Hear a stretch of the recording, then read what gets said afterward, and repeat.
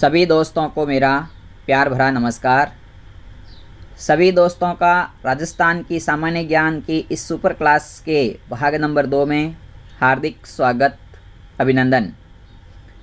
प्यारे साथियों, अपन super class number 1 में अपने राजस्थान के प्रमुख युद्धों के बारे में अध्ययन किया था, यानी कि प्रमुख युद्ध पढ़ रहे थे अपन कि राजस्थान में कौन कौन से युद्ध हुए हैं और उन युद्धों के बारे में क्या क्या फैक्ट थे, उनके बारे में अपन अध्ययन कर रहे थे। तो प्यारे दोस्तों, ये जो सेशन है ये स्पेशल तौर से ग्राम सेवक जो भर्ती परीक्षा अपनी होने वाली है उसके लिए, साथ ही साथ ये सेशन वनपाल, वन रक्षक, राजस्थान हाईकोर्ट एलडीसी और पटवार भर्ती परीक्षा के लिए भी बहुत अच्छा साबित होगा। क्योंकि साथियों, इस सेशन में जैसे कि हिस्ट्री की कोई कमी नहीं है, हिस्ट्री जितना पढ़ें उतना कम है, क्योंकि युद्धों का इतिहास पढ़ेंगे और उसकी कहानियाँ पढ़ते हैं तो साथियों ऐसा लगता है कि हम युद्धों की कहानियाँ पढ़ते ही जाएं। लेकिन मैंने इस सेशन के अंदर आपको एक जो प्रमुख तथ्य होते हैं, मुख्य तथ्य क्या है, प्रमुख फैक्ट क्या है, इनकी मुख्य तथ्यों के बारे में जानकारी इस सेशन में मैं आपको देने का प्रयास कर रहा हूं। तो प्यारे दोस्तों, यदि आपको ये सेशन अच्छा लगे तो लाइक और हमारे इस चैनल को सब्सक्राइब करना बिल्कुल भी ना भूलें, और यह सेशन अपने सभी मित्रों तक शेयर करने में आपका अमूल्य सहयोग ज़रूरी है। क्योंकि प्यारे दोस्तों, एक हाथ से ताली नहीं बजती, आपका सपोर्ट रहेगा तो ऐसी नियमित क्लासेज आपके सामने चलती रहेगी। मैं ये प्रयास करूँगा हर क्लास के अंदर कि आपको बढ़िया से बढ़िया तथ्यों के साथ में अच्छे से अच्छे कंसेप्ट के वाले जो सवाल बनते हैं उन टॉपिक को, एक एक टॉपिक को जो कि हमारे सिलेबस में है, हम उसको समझते हुए बढ़ेंगे आगे। और बहुत ही जल्द आपके सामने मैं इसी प्लेटफॉर्म के माध्यम से आपको वनपाल, वन रक्षक और ग्राम सेवक भर्ती परीक्षा के लिए गणित की क्लास भी शुरू करने जा रहा हूं, जिसमें अपने रोज़ के 5-7 प्रश्नों का एक सेट लाएंगे। उन प्रश्नों के बारे में बेसिक और ट्रिक के साथ में अपन आगे बढ़ेंगे। मैथ की क्लास कोशिश ये करूँगा कि लाइव रखने का प्रयास करना है, तो आप अपना अमूल्य समय कि लाइव क्लास का समय इस वीडियो के कमेंट में बताते रहना, और साथ ही साथ अधिक से अधिक मित्रों को ये सेशन शेयर करें ताकि अधिक से अधिक मित्र जो घर बैठे हैं इस लॉकडाउन के दौरान उनको किसी प्रकार का ज्ञान अर्जन हो सके। तो देखिए साथियों, आज की क्लास की शुरुआत करते हैं। आज की क्लास में अपन पढ़ेंगे राजस्थान के प्रमुख युद्धों का भाग नंबर 2, यानी कि कुछ युद्ध बाकी रह गए थे। मैंने कहा था कि अगले पार्ट के अंदर मैं आपको शेष बातें भी है वो बताऊंगा। तो देखिए, आज का सेकेंड नंबर पार्ट जो कि युद्धों के बारे में चल रहा था अपना, तो उनके बारे में बात करते हैं। तो चलिए शुरुआत करते हैं आज के इस क्लास की। साथियों, आज अपन पढ़ने जा रहे हैं वो है चित्तौड़ का दूसरा युद्ध, यानी कि चित्तौड़ के अंदर साथियों पहला युद्ध अपने पढ़ा था कल, आज अपन पढ़ रहे हैं चित्तौड़ का द्वितीय युद्ध। चित्तौड़ का दूसरा युद्ध हुआ था साथियों 1534 ईस्वी में हुआ था, जिसमें मेवाड़ शासक विक्रमादित्य तथा गुजरात सुल्तान बहादुर शाह के मध्य यह युद्ध लड़ा गया था, जिसमें बहादुर शाह की विजय होती है। और इस युद्ध से पूर्व विक्रमादित्य की माता एवं सनिक्सिका रानी कर्णावती या कर्मावती ने हुमायूं को सहायता के लिए अनुरोध करते हुए राखी भेजी थी, लेकिन हुमायूं समय पर सहायता नहीं कर सका। यानी कि साथियों, इस युद्ध के अंदर आपको एक दो फैक्ट, प्रमुख फैक्ट क्या है वो बातें ध्यान रखनी है। जैसे कि चित्तौड़ का दूसरा युद्ध कब होता है, तो 1534 में होता है, और किनके मध्य होता है, तो ये विक्रमादित्य, मेवाड़ के शासक विक्रमादित्य और गुजरात के सुल्तान बहादुर शाह के मध्य होता है। एक आता है कि विक्रमादित्य की माता या सनसिका जो रानी थी उसका नाम क्या था, तो उसका नाम था कर्णावती या कर्मावती, और जिसने हुमायूं को सहायता के लिए राखी भेजी थी, लेकिन हुमायूं ने शायद समय पर सहायता नहीं की थी। आगे देखिए, आगे इसके बारे में और क्या फैक्ट है। तो देखिए, इस युद्ध में चित्तौड़ का दूसरा साका, साथियों आपने कल पढ़ा था चित्तौड़गढ़ का पहला साका आपने पढ़ा था, ये है चित्तौड़गढ़ का दूसरा साका जो कि अपना इस युद्ध में होता है, जिसमें केसरिया करते हैं, वो है केसरिया देवलिया रावत के बाघ सिंह और जोहर करती है रानी कर्मावती। तो केसरिया करने वाले तो थे रावत बाघ सिंह देवलिया के, और जोहर क्या था, रानी कर्मावती के नेतृत्व में जोहर हुआ था। तो ये चित्तौड़गढ़ का दूसरा साका, इसके बारे में भी आपको जानकारी होनी चाहिए कि कौन से युद्ध में या किस समय युद्ध हुआ था जिसमें चित्तौड़ का दूसरा साका भी हुआ था। ठीक है, आगे देखिए अगले युद्ध के बारे में क्या फैक्ट है। तो अगला युद्ध साथियों एक छोटा सा है जिसका नाम है बिलग्राम का युद्ध। कुछ फैक्ट जो ऐसे हैं जो साथियों अपने कभी ना पढ़े होंगे या कभी ना सुने होंगे, हो सकता है आपने ये फैक्ट पढ़ रखे हैं, बहुत बढ़िया है, लेकिन ये सेशन हर एक विद्यार्थी के लिए या मेरे साथी बंधु के लिए है जो घर बैठ के अभी तैयारी कर रहा है। तो बिलग्राम का युद्ध होता है साथियों 1540 में, जिसमें अफगान शासक शेरशाह सूरी और हुमायूं के मध्य यह युद्ध लड़ा जाता है, जिसमें हुमायूं की हार हो जाती है। आगे देखिए, अगली बात करते हैं जो कि साथियों इस युद्ध के अंदर यानी कि पाहेबा या साहेबा का युद्ध, यहाँ से साथियों एक सवाल काफ़ी बार एग्ज़ाम में बन जाता है। तो ये बहुत इम्पोर्टेंट युद्ध है, यहाँ से एक सवाल काफ़ी बार एग्ज़ाम में आता भी है और पूछा भी जाता है। तो देखिए अपन बात करते हैं इसके अंदर कि पाहेबा या साहेबा का युद्ध कब होता है। तो 1541 से 1542 ईस्वी के मध्य होता है, और ये युद्ध जोधपुर के शासक राव मालदेव और बीकानेर के शासक राव जैतसिंह के मध्य लड़ा जाता है। यानी कि जो साहेबा या पाहेबा का युद्ध है, जो जोधपुर के शासक मालदेव और बीकानेर के शासक राव जैतसिंह के मध्य लड़ा जाता है, जिसमें राव मालदेव की विजय होती है। और एक फैक्ट ये है, ये जो पाहोबा नामक स्थान है ना, ये वर्तमान में जोधपुर जिले के फलोदी जो ग्राम है वहाँ पर फलोदी के निकट स्थित है पाहोबा।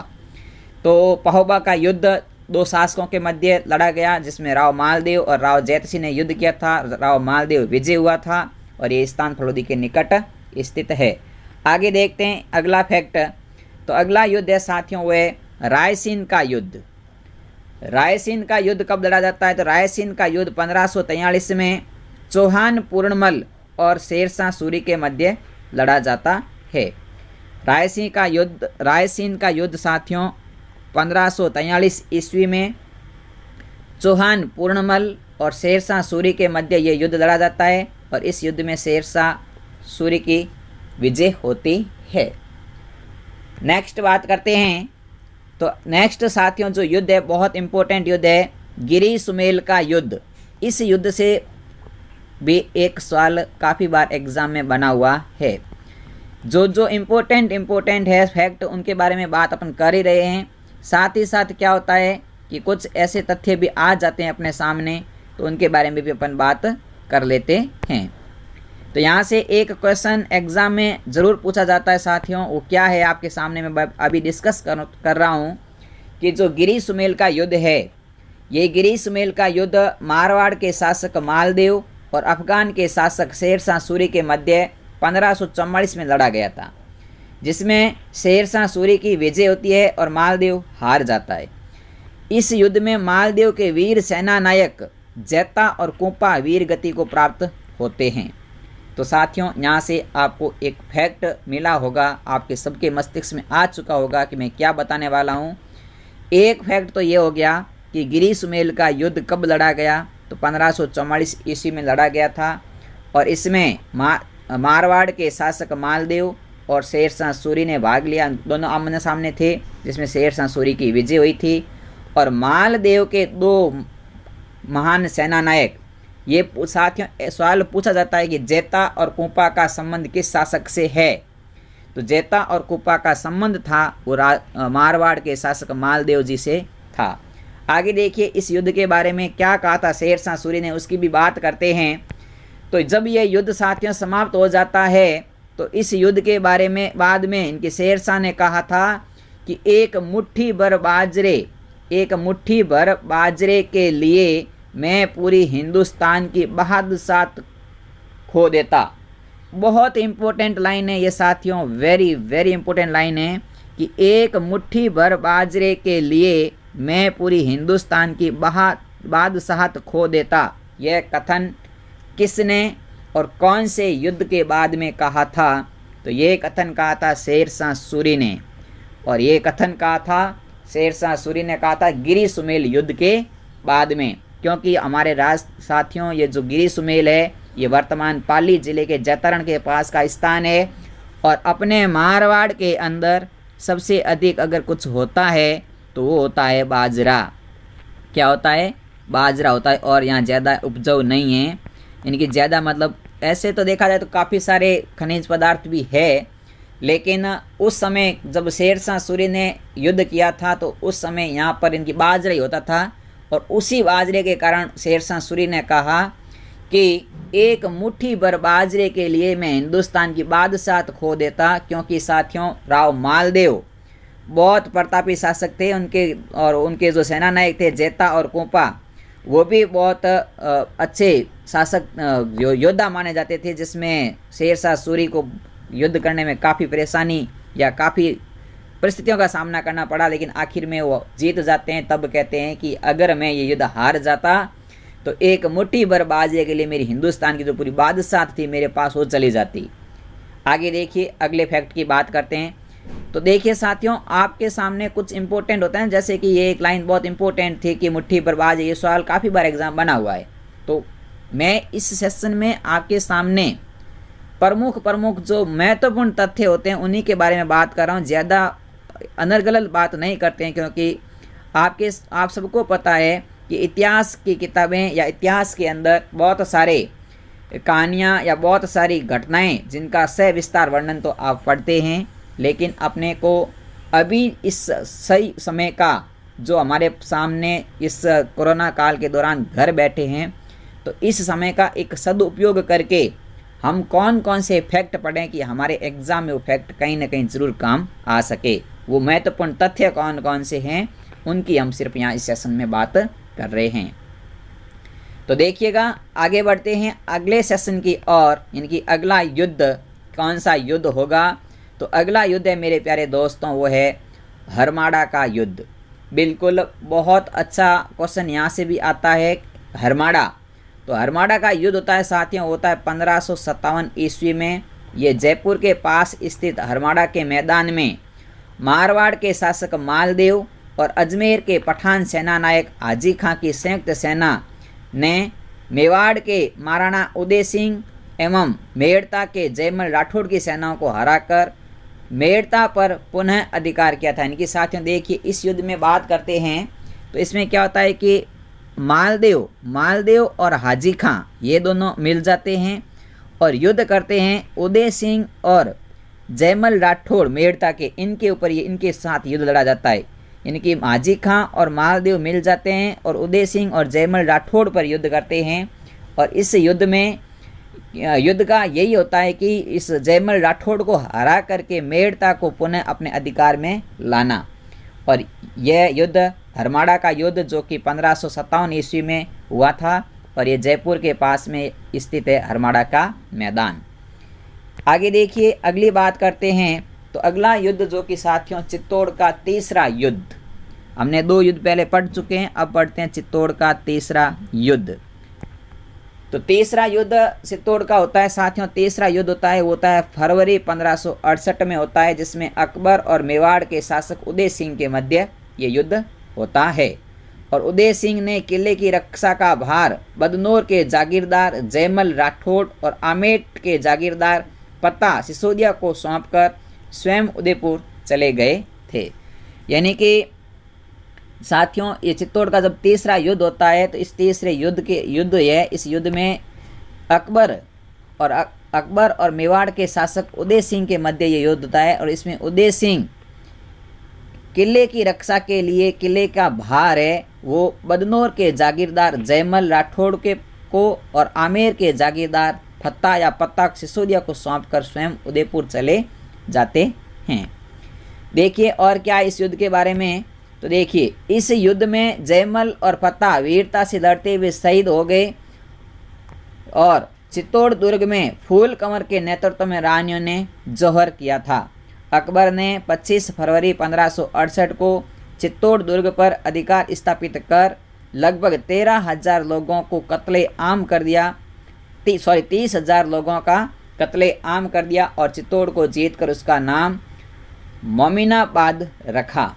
तो यहाँ से साथियों एक फैक्ट ये ध्यान रखना कि चित्तौड़ के किले का नाम या चित्तौड़ के दुर्ग का नाम मोमिनाबाद कब रखा था, तो चित्तौड़ के तीसरे युद्ध के बाद में अकबर ने रखा था 25 फरवरी 1568 में। और इस युद्ध में तीसरे युद्ध में जयमल और फत्ता दो वीर सेनानायक जो शहीद होते हैं, इनके युद्ध में लड़ते हुए केसरिया हो जाता है इनका, और जो चित्तौड़ दुर्ग में फूल कंवर रानी होती है उसके नेतृत्व में जौहर भी होता है। आगे देखिए अगले युद्ध की बात करते हैं।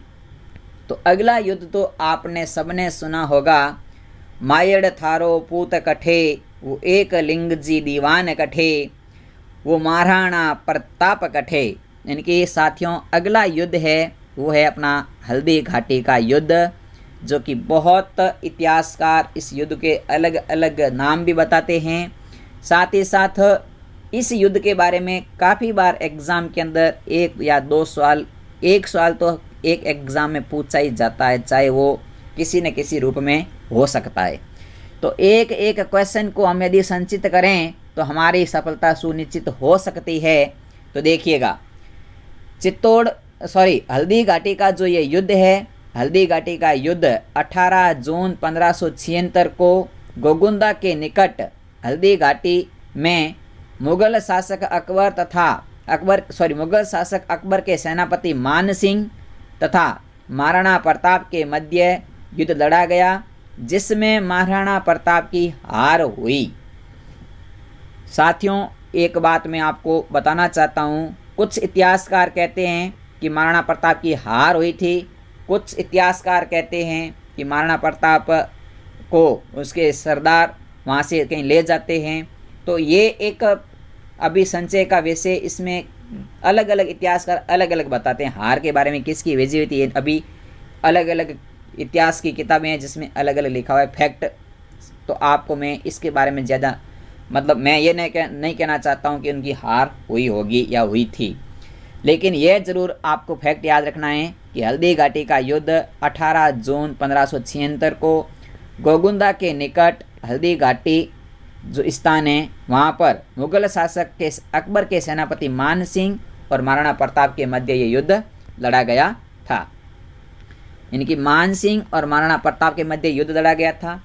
प्रताप की तरफ से लड़ने वाले प्रमुख सेनापतियों के बारे में नाम पूछे जाते हैं। काफ़ी बार एग्जाम में ये पॉइंट अब यहाँ से उठाना शुरू कर दिया है, क्वेश्चन यहाँ से उठाया जाता है, क्योंकि काफ़ी लोगों को पता है कि हल्दी घाटी का युद्ध कब हुआ था, किन के मध्य हुआ था, हल्दी घाटी वर्तमान में कहाँ है।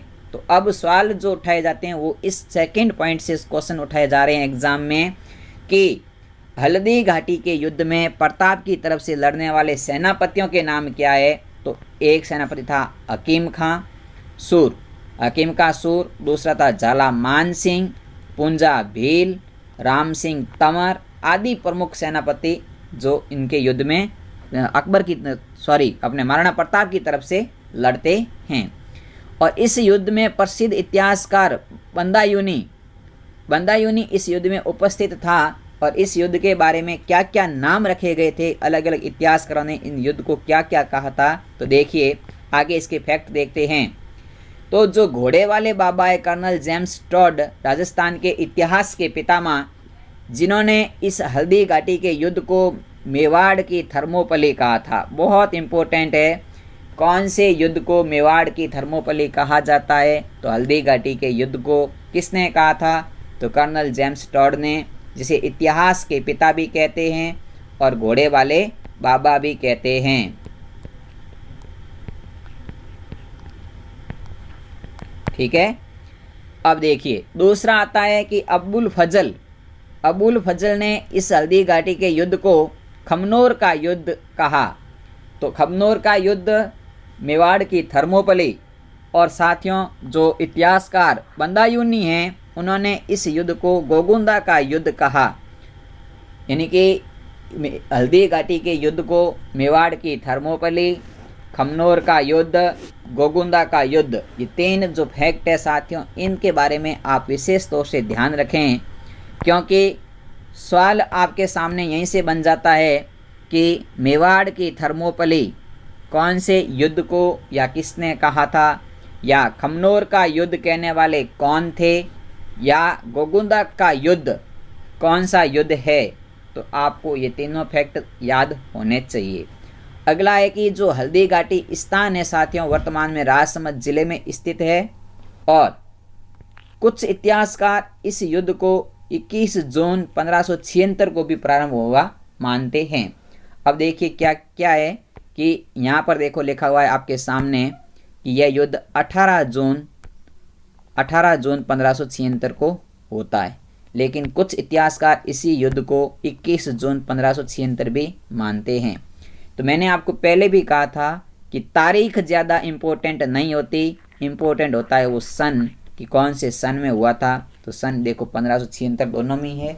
तो हल्दी घाटी का युद्ध जिसे कर्नल जेम्स टॉड ने मेवाड़ की थर्मोपली, अबुल फजल ने खमनोर का युद्ध और बंदायूं ने गोगुंदा का युद्ध नाम दिया था। आगे देखिए अगले युद्ध की बात करते हैं। तो अगला युद्ध है साथियों कुंभलगढ़ का युद्ध। कुंभलगढ़ का युद्ध 1578 में महाराणा प्रताप और अकबर के सेनापति शाहबाज खां के मध्य लड़ा जाता है, और इस युद्ध में शाहबाज खां ने कुंभलगढ़ दुर्ग पर अधिकार स्थापित कर लिया था। ठीक है, आगे देखिए अगली बात करते हैं दिवेर का युद्ध। दिवेर का युद्ध साथियों बहुत इंपॉर्टेंट युद्ध है, इसमें से आपका एक क्वेश्चन एग्जाम में काफी बार पूछा गया है। तो सन 1582 में यह युद्ध 1582 में यह युद्ध लड़ा जाता है, दिवेर का युद्ध 1582 में, और इसमें महाराणा प्रताप और अकबर के सेनापति शेरिमा सुल्तान खां के मध्य युद्ध लड़ा जाता है, जिसमें महाराणा प्रताप की निर्णायक जीत होती है, और कर्नल जेम्स टॉड ने इस युद्ध को मेवाड़ का मैराथन कहा था। देखो एक तो गया मेवाड़ का मैराथन, और एक अभी पढ़ा था मेवाड़ का थर्मोपली। दोनों याद रखना, दोनों क्वेश्चंस है जो कि अपने को डाउट या कंफ्यूज करते हैं। मेवाड़ की थर्मोपली और मेवाड़ का मैराथन, ये साथियों 2 सवाल काफ़ी बार एग्ज़ाम में पूछे जाते हैं और अपने को वहाँ से गच्ची मार जाते हैं कि अपने को कैसे भी करके वो फंसा देता है। तो मेवाड़ का थर्मोपली होता है उस युद्ध को, हल्दी घाटी का युद्ध था उसे कहा गया मेवाड़ का थर्मोपली। कहने वाला बंदा एक ही है, कर्नल जेम्स टॉड, और मेवाड़ का मैराथन कहा था दिवेर के युद्ध को कर्नल जेम्स टॉड ने। ठीक है, आगे देखिए अगली बात करते हैं। तो अगली बात साथियों बहुत खास बात है। एक मतीरा होता है, उस मतीरे के ऊपर एक युद्ध हो जाता है जिसे कहते हैं मतीरे की राड़ का युद्ध। मतीरे के लिए साथियों एक युद्ध हो जाता है, और ये युद्ध होता है बीकानेर के शासक अमर सिंह, नागौर के शासक अमर सिंह और बीकानेर के शासक करण सिंह के मध्य। होता कब है? तो ये होता है 1644 ईस्वी में। क्या होता है कि साथियों जो मतीरे का युद्ध है वो ये सिर्फ क्या है कि बेल कहीं है, मतीरा दूसरे जाके लग गया। जैसे कि बेल थी बीकानेर में और मतीरा जाके लग गया नागौर में। अब इस मतीरे को लेकर के 2 शासकों के मध्य ये युद्ध हो जाता है। तो यह युद्ध होता है नागौर के शासक अमर सिंह और बीकानेर के शासक करण सिंह के मध्य, जो कि मतीरे की बेल को लेकर के युद्ध लड़ा गया, जिसमें नागौर शासक अमर सिंह विजय रहा। हालांकि इस युद्ध की अंतिम परिणति अमर सिंह राठौड़ की मृत्यु के रूप में हुई थी। लेकिन देखिए साथियों ये युद्ध है, इस युद्ध में देखो अमर सिंह को विजय माना जाता है जो कि नागौर के शासक है उनको, और साथ ही साथ ये भी है कि इस युद्ध में जो अंतिम निर्णय था उसमें यह आया था कि अमर सिंह की मृत्यु हो गई। तो अपने को क्या है कि मतीरे की राड़ ये युद्ध कब हुआ था? एक तो सन 1644 में, और नागौर के शासक अमर सिंह और बीकानेर के शासक करण सिंह के मध्य हुआ था। अगला है साथियों अपना वो है धर्मत का युद्ध। बहुत इंपॉर्टेंट है ये भी। धर्मत का युद्ध है वो 1658 में धर्मत वर्तमान में मध्य प्रदेश नामक स्थान पर है, मध्य प्रदेश में है, जहां पर शाहजहां के पुत्र औरंगजेब और दारा सिकों के मध्य यह युद्ध लड़ा गया था और इसमें औरंगजेब की विजय होती है। इस युद्ध में शाहपुरा के नरेश सुजान सिंह और कोटा नरेश मुकुंद सिंह धर्मत के युद्ध में मारे जाते हैं, इनकी शहीद हो जाते हैं। तो देखिए साथियों, धर्मत का युद्ध 1658 में शाहजहां के पुत्र औरंगजेब और दारा सिकोह के मध्य यह युद्ध होता है और इस युद्ध में शाहपुरा के नरेश सुजान सिंह और कोटा नरेश मुकुंद सिंह जो कि दोनों वीर गति को प्राप्त हो जाते हैं। आगे देखिए, अगला युद्ध है अपना वो है सामूगढ़ का युद्ध। सामूगढ़ का युद्ध सन 1658 में औरंगजेब और दारा सिकोह के मध्य लड़ा गया। इस युद्ध में दारा सिकोह की पराजय होती है और यह युद्ध बूंदी का राव, इस युद्ध में बूंदी का राव जो सूत्रसाल था वो मारा जाता है सामूगढ़ के युद्ध में। आगे देखिए अगला युद्ध है साथियों खजुआ का युद्ध। खजुआ का युद्ध 1659 ईस्वी में औरंगजेब और शाह शुजा के मध्य होता है। इस युद्ध के प्रारंभ होने से पूर्व जोधपुर नरेश जसवंत सिंह शाह शुजा के इशारे पर औरंगजेब की शाही सेना पर लूट मार कर मारवाड़ चला गया। यानी कि ये जो खाजुआ का युद्ध है साथियों, इस युद्ध के प्रारंभ होने से पहले जो अपने जोधपुर नरेश जसवंत सिंह, उन्होंने शाह शुजा के इशारे पर, शाह शुजा ने कह दिया था कि भी औरंगजेब की सेना है, शाही सेना है, वो हमारी तरफ आ रही है युद्ध करने, तो आप उनकी लूट मार करके उनका जो भी राशन पानी है वो चुरा लो और चले जाओ। और उनके इशारे पर उन्होंने मौका दे करके औरंगजेब से लूट मार करके और जो जसवंत सिंह जी थे वो मारवाड़ चले गए। आगे देखिए, अगला है दोराई का युद्ध। ये साथियों दोराई का युद्ध बहुत इंपॉर्टेंट है, यहाँ से भी एक सवाल एग्जाम में काफ़ी बार पूछा गया है। तो दोराई का युद्ध है वो है 1659 ईस्वी में हुआ था। दोराई का युद्ध 1659 ईस्वी में हुआ था और यह युद्ध भी औरंगजेब और दारा सिकोह के मध्य लड़ा गया था और इसमें औरंगजेब की विजय होती है। औरंगजेब ने इस युद्ध में तारागढ़ अजमेर पर कब्जा कर लिया और दोराई नामक स्थान जो कि वर्तमान में अजमेर जिले में स्थित है। तो दोराई का युद्ध 1659 ईस्वी में औरंगजेब और दारा सिकोह के मध्य होता है और इस युद्ध में औरंगजेब की विजय होती है और ये जो तारागढ़ दुर्ग है अजमेर का, इस पर कब्जा भी कर लेते हैं औरंगजेब। तो दोराई नामक स्थान अजमेर में, तारागढ़ का दुर्ग अजमेर में और दोराई का युद्ध 1659 में होता है। आगे देखिए, अगला अभी मैंने कहा था आपको, पीछे पड़ा था 13 वर्षीय युद्ध, आज अपन पढ़ रहे हैं 30 वर्षीय युद्ध। यह युद्ध 1678 ईस्वी में जमरूद के महाराजा जसवंत सिंह की मृत्यु के पश्चात मारवाड़ पर अधिकार स्थापित करने के लिए 1678 से 1707 के मध्य औरंगजेब और जोधपुर के शासक अजीत सिंह के मध्य लड़ा गया, जिसमें अजीत सिंह विजय रहा था। और इस युद्ध में जोधपुर की सेना का नेतृत्व किया था साथियों, वो किया था वीर दुर्गादास राठौड़ ने। यानी इस समय जब ये युद्ध होता है, जब हमारे साथियों ये युद्ध होता है, इस 30 वर्षीय युद्ध का नाम क्यों पड़ा? क्योंकि यह जब युद्ध हुआ था ना, उस समय अजीत सिंह की उम्र होती है साथियों 30 वर्ष की होती है, इसलिए इसको 30 वर्षीय युद्ध भी कहते हैं। आगे देखिए, अगला युद्ध है अपना साथियों वह जाजऊ का युद्ध। जाजऊ का युद्ध 1707 में होता है, औरंगजेब के पुत्रों के मध्य होता है। उन पुत्रों के नाम है मुअज्जम और आजम के मध्य होता है और इस युद्ध में कोटा के राम सिंह शहीद होते हैं। आगे देखिए, अगला युद्ध है पीलसूंद का युद्ध। यह जयपुर के शासक स्वाई जय सिंह और मराठों के मध्य लड़ा गया था। इसमें मराठों की हार हुई थी। यह युद्ध होता है आपका 1715 में होता है। आगे देखिए, अगला युद्ध मंदसौर का युद्ध। मंदसौर का युद्ध होता है साथियों, होता है 1733 ईस्वी में जयपुर शासक स्वाई जय सिंह और मराठों के मध्य लड़ा गया, जिसमें मराठों की विजय होती है और स्वाई जय सिंह ने मराठों को चौथ कर देने का समझौता किया। यानी कि एक कर है, मराठों को चौथ कर देने का समझौता होता है और इस युद्ध के बारे में फैक्ट यही है। इसके बाद देखिए रामपुरा का युद्ध।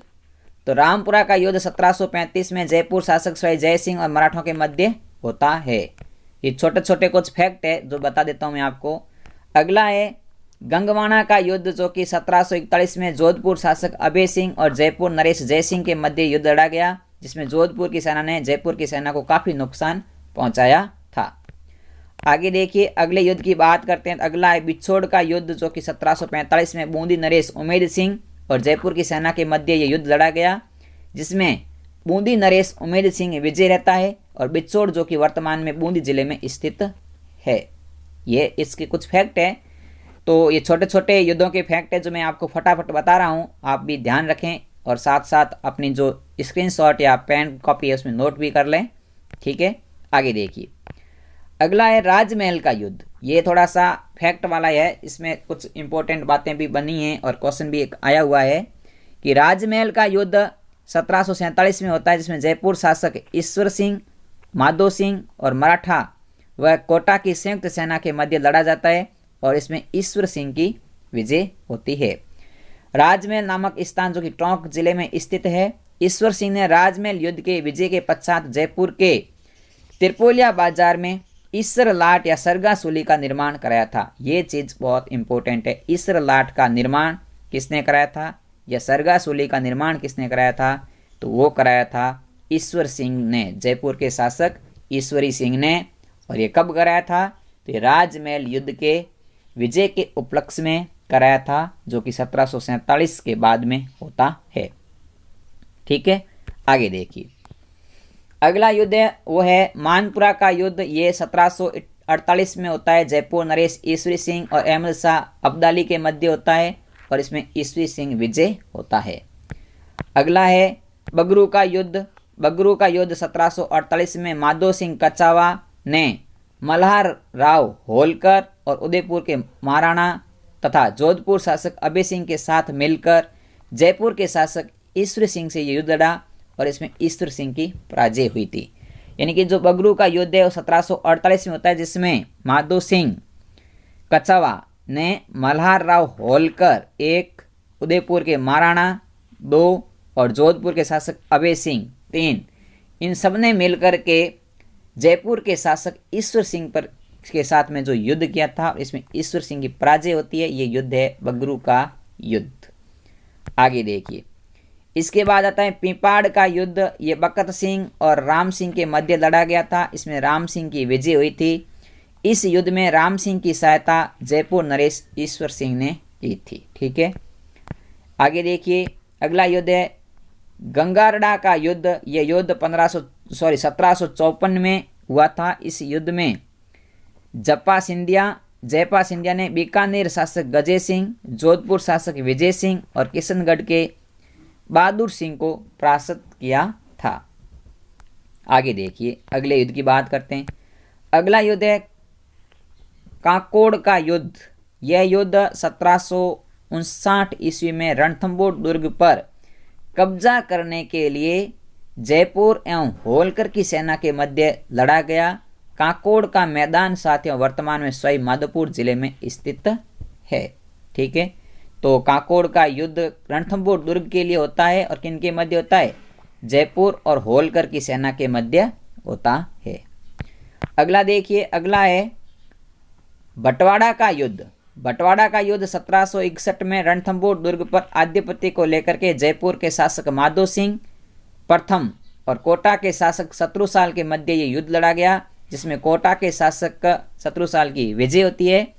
यह युद्ध कोटा राज्य के सेनापति जालम सिंह था। यानी कि जो साथियों ये बंटवाड़ा का युद्ध है ना, इस युद्ध में जयपुर के शासक है माधो सिंह प्रथम और कोटा के शासक शत्रुसाल के मध्य युद्ध होता है। और इसमें कोटा की तरफ से जो लड़ने वाले सेनापति उनका नाम है जालम सिंह और इसमें कोटा शासक की विजय होती है और रणथंभौर दुर्ग पर उनका अधिकार हो जाता है। आगे देखिए, अगला है मामंदड़ा का युद्ध। मामंदड़ा का युद्ध, ये साथियों मामंदड़ा का युद्ध है जो 1767 में हुआ था। इस युद्ध में जयपुर और मराठा की संयुक्त सेना ने जोधपुर और भरतपुर की संयुक्त सेना को हराया था। आगे देखिए, अगले युद्ध की बात करते हैं, लक्ष्मणगढ़ का युद्ध। लक्ष्मणगढ़ का युद्ध 1778 में मिर्जा नजफ खां और अलवर के शासक प्रताप सिंह के मध्य लड़ा था। यह युद्ध 2 महीने तक चला और अंत में अलवर नरेश प्रताप सिंह का नजफ खां से समझौता हो जाता है। आगे अगले युद्ध की बात करते हैं, उज्जैन का युद्ध। उज्जैन का युद्ध साथियों, ये एक इम्पोर्टेंट फैक्ट है, यहाँ पर एक क्वेश्चन बन सकता है कि उज्जैन का युद्ध 1769 ईस्वी में महाराजा अरि सिंह और महाराणा राज सिंह द्वितीय के पुत्र रतन सिंह के मध्य लड़ा गया था। इसमें महाराजा अरि सिंह की पराजय हुई थी और मराठों ने इस युद्ध में रतन सिंह का पक्ष लिया था। ठीक है, आगे देखिए, तुंगा का युद्ध। तुंगा का युद्ध का सन पूछा गया कब हुआ था, तो ये युद्ध हुआ था 1787 में। लाल चौट के निकट लड़े गए इस युद्ध में जयपुर के शासक प्रताप सिंह, जोधपुर के शासक विजय सिंह ने मिलकर मराठा सरदार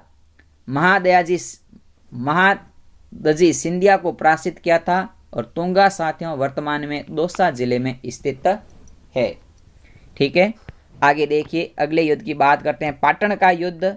और पाटन का युद्ध होता है 1790 में मराठा सरदार महादजी सिंधिया की सेना और जोधपुर नरेश, जयपुर नरेश और इस्लाम बेग को पराजित किया था। अगला युद्ध है गिंगोली का युद्ध साथियों। तो गिंगोली का युद्ध 1807 में नागौर जिले के पर्वतसर के पास गिंगोली नामक स्थान पर, इस युद्ध में जयपुर शासक जगत सिंह और अमीर खां पिंडारी की संयुक्त सेना ने जोधपुर के शासक मान सिंह को हराया था। यह युद्ध मेवाड़ की राजकुमारी कृष्णा कुमारी के विवाह को लेकर के हुआ था। तो गिंगोली का युद्ध साथियों याद रखना, यहाँ से भी आपका एक क्वेश्चन जो कि बन सकता है कि मेवाड़ की राजकुमारी कृष्णा कुमारी को विवाह के विवाद को लेकर के कौन सा युद्ध हुआ था, और वो युद्ध 1807 में पर्वतसर नागौर के पास गिंगोली नामक स्थान पर जयपुर शासक जगत सिंह और अमीर खां पिंडारी की संयुक्त सेना ने जोधपुर के शासक मान सिंह को हराया था। आगे देखिए, अगला युद्ध है बिथोड़ा का युद्ध। बिथोड़ा का युद्ध 8 सितंबर 1857 को आहुआ के निकट बिथोड़ा नामक स्थान पर आहुआ ठाकर कुशाल सिंह के नेतृत्व में क्रांतिकारियों ने जोधपुर की सेना और अंग्रेज कैप्टन हीथकोट की संयुक्त सेना को पराजित किया था और बिथोड़ा वर्तमान में पाली में स्थित है। तो देखिए साथियों, अपन पहुंच चुके हैं, शुरुआत की थी बहुत पहले इतिहास के बारे में कि जब भारत देश में अंग्रेजों का राज था और राजस्थान में अलग अलग राजा अपने राज्य बना करके राज करते थे, वहाँ से युद्धों की शुरुआत की थी और पहुँच चुके हैं अपन 1857 की बिथोड़ा युद्ध कुशाल सिंह के पास, यानी कि 1858 के स्वतंत्रता संग्राम की ओर चलने की ओर अग्रसर है। सेशन पसंद आ रहा है तो अपने साथियों तक शेयर अवश्य करें और लाइक नहीं किया अभी तक तो लाइक भी जरूर करें। ठीक है, आगे देखिए, अगले कुछ और इम्पोर्टेंट युद्धों के बारे में बात करते हैं। तो अगला युद्ध है साथियों सैलावास का युद्ध। ये 18 सितंबर 1857 को सैलावास नामक स्थान पर क्रांतिकारी और अंग्रेजों के मध्य लड़ा गया, जिसका नेतृत्व कुशाल सिंह ने किया था। यह युद्ध Marwar political agent Mac Mason की हत्या कर दी गई और इस युद्ध को काला गोरा का युद्ध कहा जाता है। तो देखिए साथियों, यहाँ से एक फैक्ट, बहुत इम्पोर्टेंट फैक्ट है ये काला गोरा का युद्ध, जो कि कब हुआ था और इस युद्ध का क्या नाम है और किनके मध्य हुआ था। तो काला गोरा का युद्ध सेलावास के युद्ध को कहते हैं, जो कि 18 सितंबर 1857 को लड़ा गया था, जिसमें क्रांतिकारी और अंग्रेजों के मध्य युद्ध होता है और कुशल सिंह इसका नेतृत्व कुशाल सिंह करते हैं। और इस युद्ध में मारवाड़ के पॉलिटिकल एजेंट मैक मेसन की हत्या भी कर दी जाती है। ये बहुत इंपॉर्टेंट फैक्ट है, तो ध्यान रखना। मारवाड़ के पॉलिटिकल एजेंट का नाम मैक मेसन और इनकी हत्या सेलावास के युद्ध में 18 सितंबर 1857 को, और इस युद्ध को काला गोरा का युद्ध भी कहा जाता है।